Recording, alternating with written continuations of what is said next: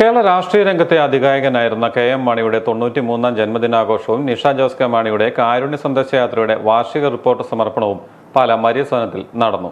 Jose K Mani M P K M. മാണിയുടെ ചിത്രത്തിന് മുന്നിൽ പുഷ്പാർച്ചന നടത്തി തിരി തെളിയിച്ചു. പിന്നാലെ കുടുംബാംഗങ്ങളും പുഷ്പാർച്ചന നടത്തി. തുടർന്ന് നടന്ന സമ്മേളനത്തിൽ കാരുണ്യ സന്ദർശയാത്രയുടെ റിപ്പോർട്ട് വി.ജെ. ജോർജ് കുളങ്ങര പ്രകാശനം ചെയ്തു. സ്ഥാനാർബുദം പ്രാഥമിക ഘട്ടത്തിൽ തന്നെ കണ്ടെത്തി ചികിത്സ ആരംഭിക്കുക എന്ന സന്ദേശം പകരുകയായിരുന്നു കാരുണ്യ സന്ദർശയാത്രയുടെ സുപ്രധാന ദൗത്യങ്ങളിലൊന്ന്. കഴിഞ്ഞ വർഷം കെ.എം. മാണിയുടെ ജന്മദിനത്തോടനുബന്ധിച്ചാണ് കാരുണ്യ സന്ദർശയാത്ര ആരംഭിച്ചത്. ഓക്സ്ഫോർഡ് യൂണിവേഴ്സിറ്റിയുടെ ഹാപ്പിനെസ് ഇൻഡെക്സ് പഠനത്തെ അടിസ്ഥാനമാക്കി 9 ചോദ്യങ്ങൾ രൂപപ്പെടുത്തിയാണ് കാരുണ്യ സന്ദർശയാത്രയുടെ ഒരു വിശകലന റിപ്പോർട്ട് അവതരിപ്പിച്ചത്. കാരുണ്യ സന്ദർശയാത്ര ഈ വർഷം കൊണ്ട് നിർത്തുകയില്ലെന്നും അത് തന്റെ ജീവിതകാലം മുഴുവൻ തുടരുമെന്ന് നിഷ ജോസ് കെ മാണി പറഞ്ഞു.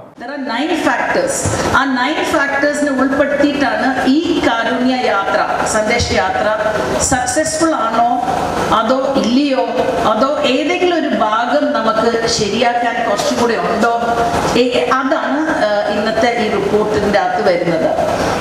ഓക്സ്ഫോർഡിന്റെ ഹാപ്പിനെസ് ക്വസ്റ്റ്യനെയർ എടുത്ത് അത് കഷ്ടാൻ എന്ന് പറഞ്ഞ ഒരു വ്യക്തി ഫോർമുലേറ്റ് ചെയ്തത്.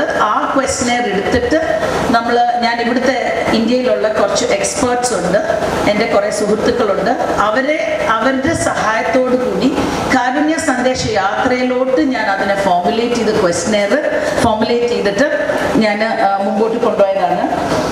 ഇതിൻ്റെ അകത്ത് പാർട്ടിസിപ്പൻസ് എന്ന് പറഞ്ഞ 2 തരമായിരുന്നു. ഒന്നല്ലെങ്കിൽ പാർട്ടിസിപ്പേറ്റ് ചെയ്ത ആൾക്കാരായിരുന്നു, അല്ലെങ്കിൽ ഈ യാത്രയുടെ ബെനിഫാക്ടേഴ്സ് ആയിരുന്നു. ഓർഗനൈസ് ചെയ്ത ആൾക്കാരായിരുന്നു, അല്ലെങ്കിൽ ബെനിഫാക്ടേഴ്സ് ആയിരുന്നു. അതിലെ ഏജ് ഗ്രൂപ്പ് നമ്മൾ ഏറ്റവും അധികം ഈ യാത്രയുടെ ഈ ഏജ് ഗ്രൂപ്പ് 38 to 47 ഇയേഴ്സ് ആയിരുന്നു, പ്രായമുള്ളവരായിരുന്നു ഏറ്റവും അധികം ഇതിൽ പാർട്ടിസിപ്പേറ്റ് ചെയ്തത്. സ്ലൈഡ്. ആൻഡ് ഇതിപ്പോൾ പറഞ്ഞാൽ ഏറ്റവും അധികം ജോലി ചെയ്യുന്ന ആൾക്കാരായിരുന്നു ഇതിൽ പാർട്ടിസിപ്പേറ്റ് ചെയ്തത്, ഈ ക്വസ്റ്റ്യനിൽ പാർട്ടിസിപ്പേറ്റ് ചെയ്തത്. VJ. George Kulangara, Santhosh Mattal, Bhadran Mattal, Santhosh Mariyasanam, Ravi Pala, father Abraham Mulamoodil, John Kuttukappally, doctor CB. James എന്നിവർ പ്രസംഗിച്ചു.